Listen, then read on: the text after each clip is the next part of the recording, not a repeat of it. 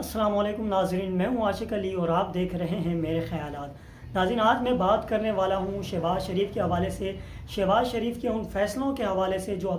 انہوں نے اپنی چند روزہ حکومت میں لیے تھے اور ان کا پاکستان پر اور پاکستان کی عوام پر کیا اثرات مرتب ہوئے، اور ساتھ ہی ساتھ آج میں بات کرنے والا ہوں عمران خان صاحب کے اس انقلاب کے بارے میں کہ جس کے بعد گمان کیا جا رہا ہے اور کسی حد تک یقین ہے کہ اس کے بعد وہ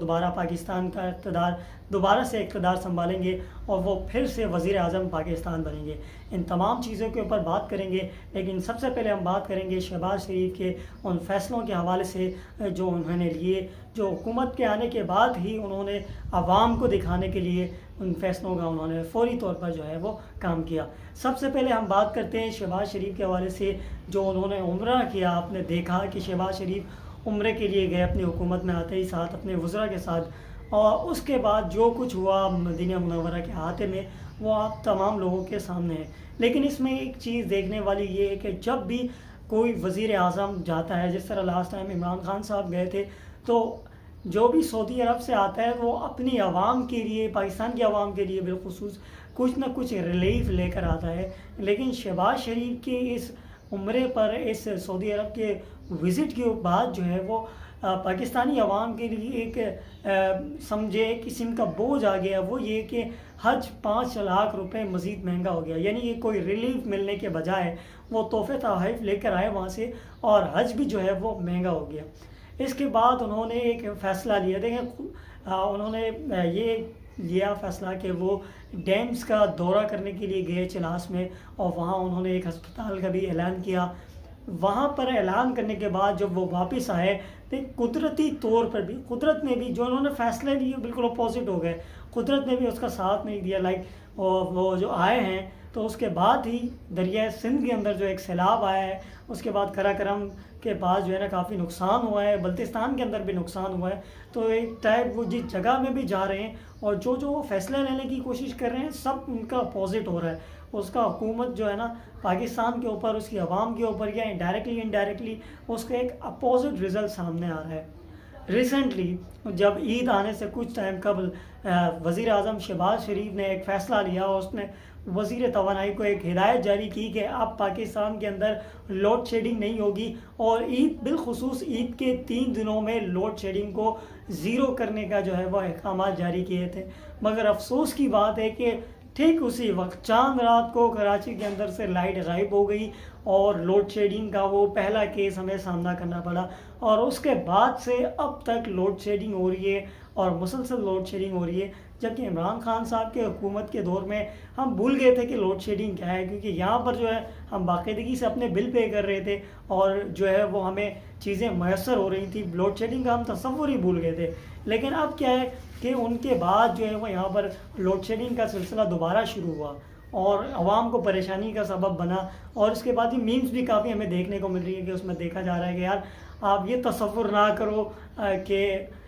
بجلی وہ جا رہی ہے، بلکہ یہ تصور کرو کہ بجلی بار بار آ رہی ہے۔ تو میرا سوال یہ کہ ہم یہ تصور بھی کر لیں کہ بجلی بار بار آ رہی ہے، لیکن بل تو وہی آ رہا ہے، اسی حساب سے وہ بل میں کسی قسم کی کمی پیشی نہیں ہوئی۔ تو یہ وہ فیصلہ ہے جو انہوں نے لیا، اس کے بعد سے لوڈ شیڈنگ تواتر کے ساتھ ہمیں دیکھنے میں نظر آ رہی ہے۔ پورے پاکستان کے اندر لوڈ شیڈنگ اس وقت عروج میں ہے۔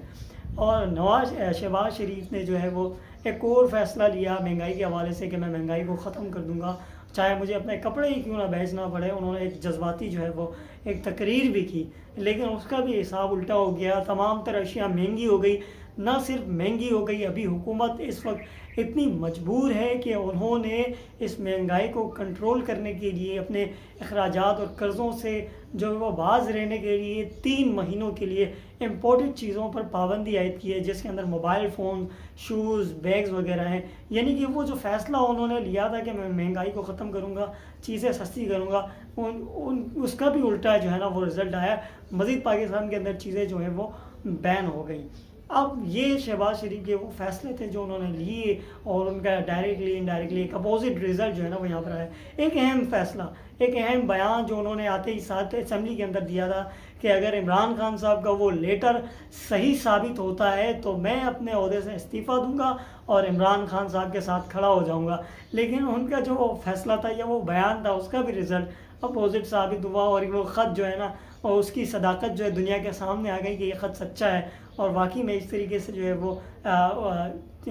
دھمکی اور مداخلت کی گئی تھی، لیکن اس کے بعد بھی شہباز شریف جو ہے نا اپنے عہدے پر برا جمان ہے۔ اب بات کر لیتے ہیں عمران خان صاحب کے انقلاب کے حوالے سے کہ کیا وہ اگلے وزیر اعظم ہوں گے، اس وقت کیا سیاسی صورتحال ہے بالخصوص پنجاب کے اندر۔ الیکشن کمیشن کے حالیہ فیصلے کے بعد جو انہوں نے لیا ہے منحرف اراکین کے خلاف، بالکل سینیریو چینج ہو گیا ہے۔ پنجاب کے اندر جو مسلم لیگ نون کی اکثریت تھی وہ اب اقلیت میں تبدیل ہو گئی ہے۔ اب وہاں پر چونکہ الیکشن کمیشن نے فیصلہ سنا دیا ہے کہ وہ نااہل قرار دیے گئے ہیں اور ان کے ووٹوں کی گنتی کو بھی شمار نہیں کیا گیا ہے، جس کے بعد جو ہے وہ نون لیگ خاصی مشکلات کا ان کو سامنا ہے، اور یہی توقع کی جا رہی ہے کہ کچھ ٹائم بعد جو ہے وہ کبھی بھی صدر پاکستان وزیر اعلیٰ پنجاب حمزہ شہباز کو یہ حکم دے سکتے ہیں کہ وہ اپنے اعتماد کا ووٹ دوبارہ لیں، اور یقیناً وہ اس میں فیل ہونے والے ہیں، اور دوبارہ سے جو ہے وہاں پر الیکشنز ہوں گے اور